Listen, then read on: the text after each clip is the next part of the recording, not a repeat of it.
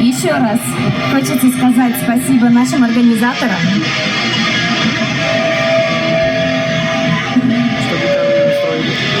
Что у нас со звуком? Скажите, пожалуйста. Спасибо за то, что вы нас...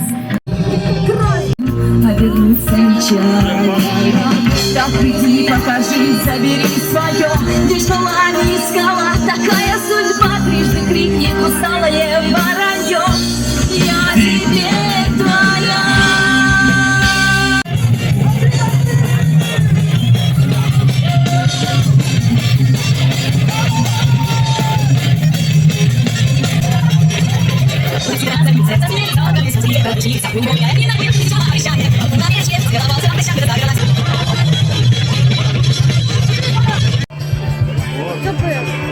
Не знаю.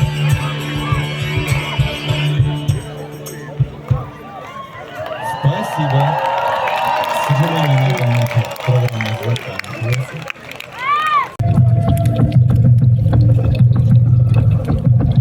Вот и история началась с вымысла и ожидания великих чудес и глубоких размышлений.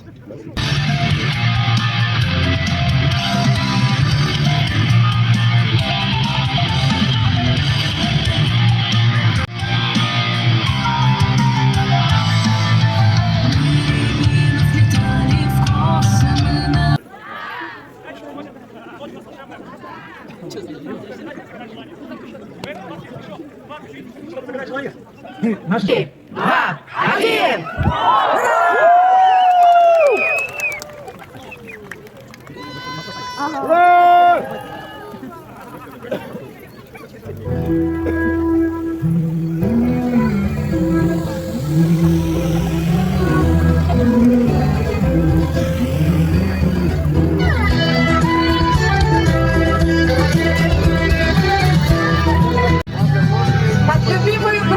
Я